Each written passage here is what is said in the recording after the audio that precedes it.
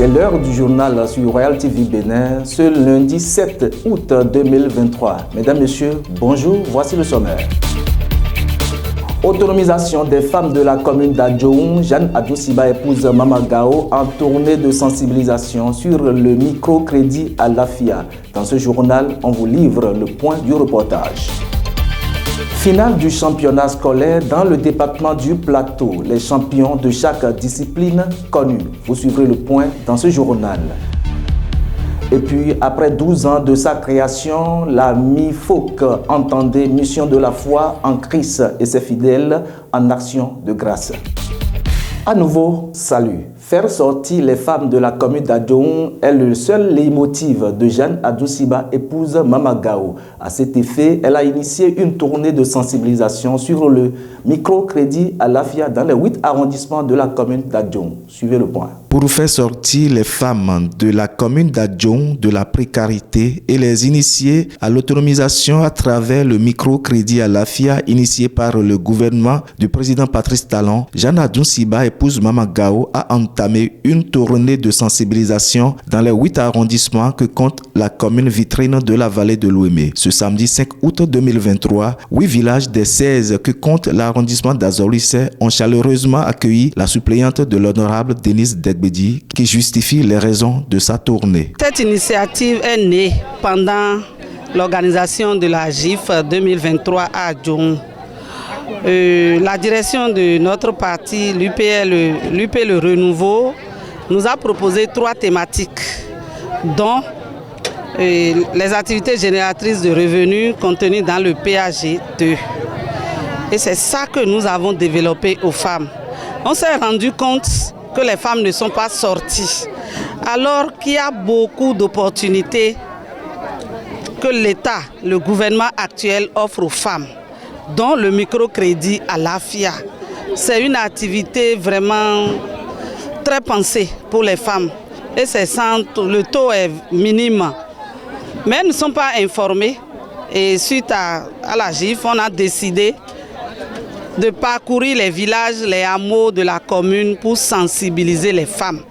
Les sensibiliser sur les opportunités que le gouvernement leur offre aujourd'hui pour qu'elles sortent de la précarité, pour qu'elles sortent de la pauvreté.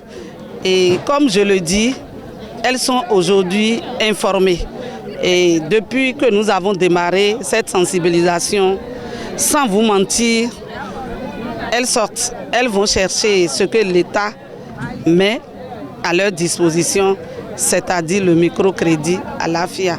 Figurez-vous, la population, une bonne partie de la population n'a pas de télévision, elles écoutent très peu la radio. Mais avec cette sensibilisation jusqu'au fin fond des hameaux, elles ont compris que le gouvernement du président Patrice Talon fait beaucoup pour elles. Elles sont décidées aussi à accompagner ce gouvernement-là. Joyeux, le premier citoyen de l'arrondissement le plus grand et le plus peuplé de la commune d'Adjoum selon son poids démographique, apprécie l'initiative et lance un appel à ses administrés. C'est une joie pour moi pour cette initiative qui existait, mais que tout le monde n'avait pas la même compréhension. Mais aujourd'hui, comme la répétition est pédagogique, donc l'initiative est vraiment bonne. Ce que je peux dire aux administrés par rapport à cette initiative, c'est d'aller essayer et voir. Et quand ils prennent l'argent, de payer à temps. Et pour que le nom de notre arrondissement ne soit pas sali. Après les arrondissements de Togbota, d'Adjoum, de Démé, d'Akpadanou, de Kodé, de Gangban et une partie de celui d'Azorissé, Dame Jeanne Adoussiba, épouse Mama Gao, se dit satisfaite suite à un bilan à mi-parcours de sa tournée. Ce fut l'occasion pour le superviseur de l'agence Le Défi d'Adjoum pour énumérer les procédures qu'il faut pour bénéficier du microcrédit à l'AFIA et comment solder. Aujourd'hui maintenant, quand nous sommes venus ici, on a fait la sensibilisation avec les femmes, les procédures qu'elles vont prendre pour pouvoir avoir ce crédit, microcrédit à l'AFIA là. On les a parlé sur ça. Donc elles doivent faire tout possible pour avoir la photocopie de leur carte CIP et une photo d'identité de plus et aussi le numéro dont elles ont le compte Mobile Money là. Ils vont amener tous ces genres de choses. À partir de lundi, s'ils ont commencé par venir avec ces genres de dossiers, maintenant là, ils vont commencer par avoir le crédit là sur leur compte. Très prochainement, Jeanne Adousiba épouse Mama Gao et sa suite seront dans les 8 villages restants de l'arrondissement d'Azorissé et dans l'arrondissement d'Aounou pour le même exercice. Religion à présent, 12e anniversaire de la création de l'église Mission de la foi en Christ. Les fidèles rendent grâce à Dieu. C'est sur la paroisse de Vacon dans la commune d'Acro-Misérité.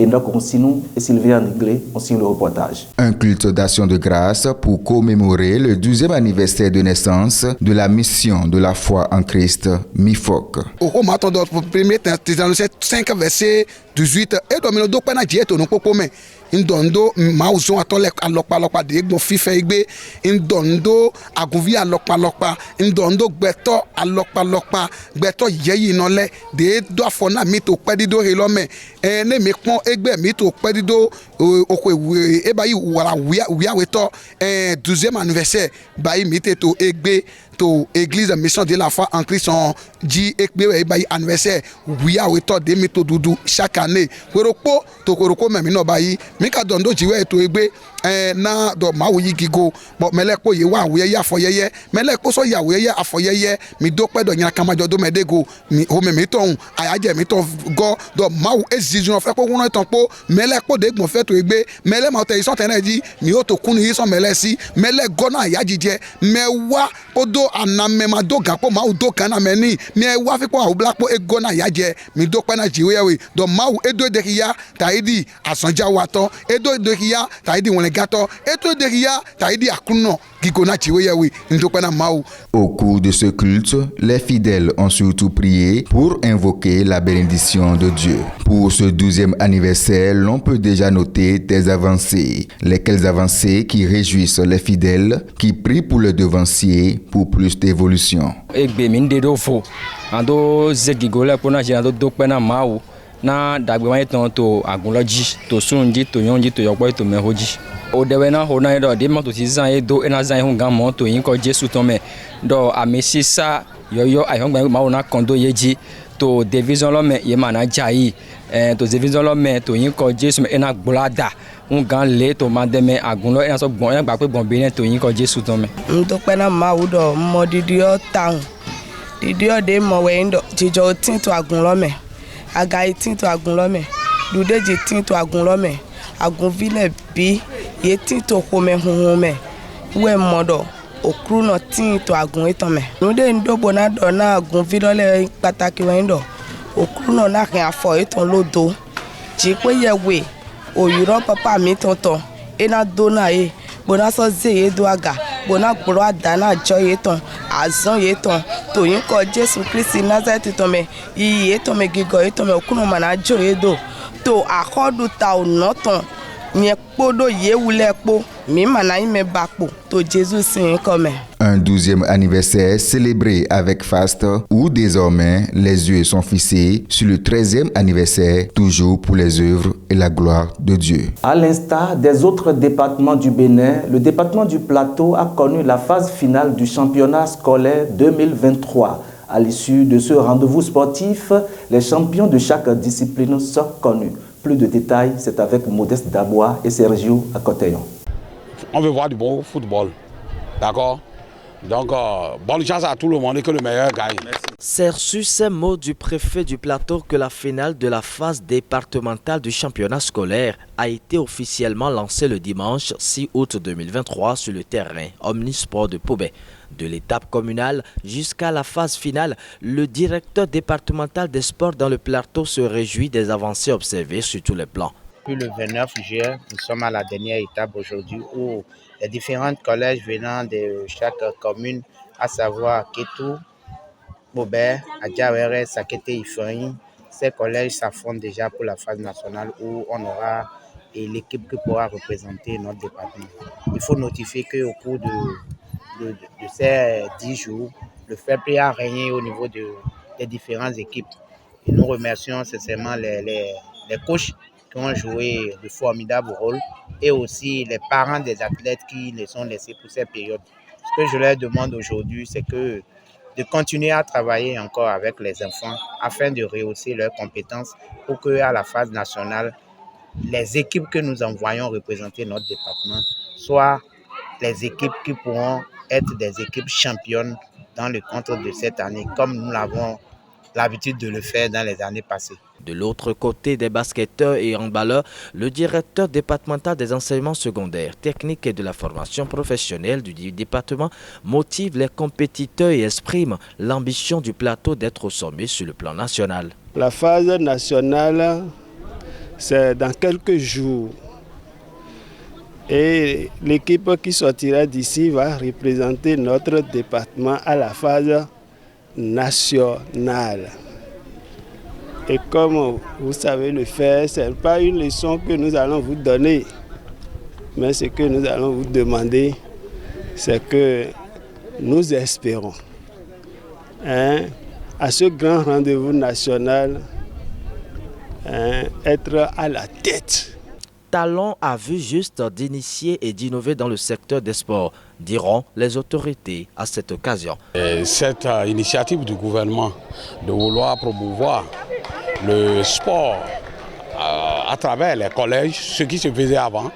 En notre temps, c'était au niveau des collèges qu'on retrouvait les meilleurs talents qui émergeaient au niveau des équipes, au niveau départemental et voire même national.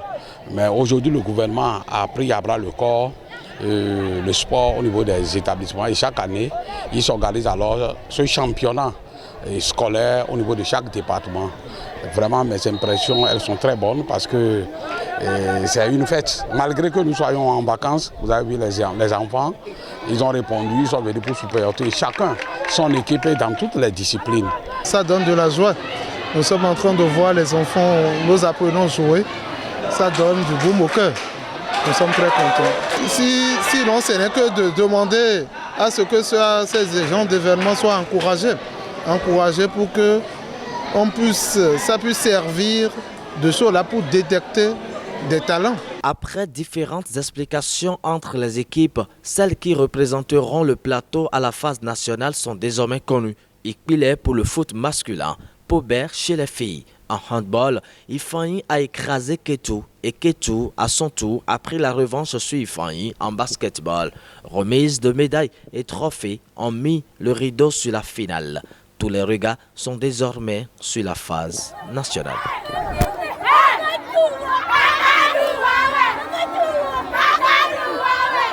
Dans l'optique de relever et de promouvoir les potentialités culturelles et touristiques de leur commune et de reconnecter la génération actuelle à la source, l'Association des jeunes cadres et artisans d'Apromit-Sérité organise la première édition de la compétition communale des jeux traditionnels. Kabé Akotonou et Sergio Akoteyon ont signé ce reportage. Dans l'optique de révéler et de promouvoir les potentialités culturelles, culinaires et touristiques de leur commune, l'Association des jeunes cadres, intellectuels et artisans d'Apromit-Sérité, en abrégé AJCIAM, a organisé un tournoi des jeux traditionnels dont le lancement officiel a eu lieu ce samedi 5 août 2023 à la Maison des jeunes de la commune d'Apromit-Sérité. Nous avons organisé cette compétition communale des jeux traditionnels pour révéler notre commune. Nous sommes allés vers le patrimoine culturel pour faire ressortir ces jeux traditionnels que nos ancêtres avaient l'habitude de faire, mais qui, avec le temps, ont été délaissés. Donc nous nous sommes dit que nous allons retourner vers ce patrimoine et réunir tous les fils et filles de la commune autour de cette compétition afin de parler d'une même voix et de réfléchir donc ensemble au développement de notre commune. Après cette cérémonie de lancement officiel du tournoi, les invités présents n'ont pas manqué de dire leurs sentiments, mais aussi d'émettre des vœux. C'est très bien de faire une première édition, mais c'est la suite qui est essentielle. Il faut faire en sorte qu'on puisse pérenniser l'initiative, que l'initiative puisse évoluer pour faire connaître ce jeu au-delà des frontières de notre commune, au-delà des frontières de notre département, au-delà des frontières de notre pays. Cet événement, on l'a vécu dans la commune maintenant il y a vraiment très longtemps. C'est exceptionnel et je salue, je suis tout ému puisque cela rehausse la commune et révèle les potentialités culturelles de notre commune d'Akwa-Misirité. C'est une bonne initiative et il faut pérenniser cela. On amène ça aux Jeux Olympiques. Donc c'est typiquement béninois et surtout de l'Ouémé et de la zone sud de Bénin. Et les gens connaissent ce jeu-là, le jeu de Ovet. Présent pour la circonstance, le directeur départemental des sports promet jouer sa partition pour la valorisation de ce tournoi et de ces jeux traditionnels. Promouvoir les loisirs sains à travers les jeux traditionnels en voie de disparition, c'est une bonne chose et le ministère des Sports et Finances accompagne à travers le FNDH-GSL ces initiatives. Et nous promettons que notre partition sera jouée et pour que les éditions prochaines, ça s'améliore et qu'au fil des ans, les autres communes, les autres localités puissent en profiter et cela deviendra encore une autre révolution dans la pratique des jeux chez nous. Pour le bureau exécutif de l'AJC-IAM, ce n'est qu'un début. Le président lance un appel. L'appel que j'ai à lancer à l'endroit de la population d'Akwa-Misirité, c'est que tous les fils et filles de la commune puissent sortir massivement pour prendre part à cette première édition de la compétition communale des jeux traditionnels qui va durer 3 semaines. Nous avons démarré ce jour 5 août et ça va se dérouler tous les jours sauf les lundis à partir de 14 h. Et cela jusqu'au 26 août. Durant les 3 prochaines semaines, la Maison des Jeunes de la commune d'Akwa-Misirité sera le théâtre des différentes confrontations entre les équipes du jeu de quilles et de pique issues des 5 arrondissements dont dispose la commune. Page Inter à présent. Crise au Niger. Après la fin de l'ultimatum de la CEDEAO et craignant une intervention militaire, le Niger ferme son espace aérien. La junte a, à cet effet, fait sortir plusieurs communiqués. La lecture de ces communiqués est faite par le colonel-major Amadou Abdraman, porte-parole du CLPS. Communiqué numéro 22.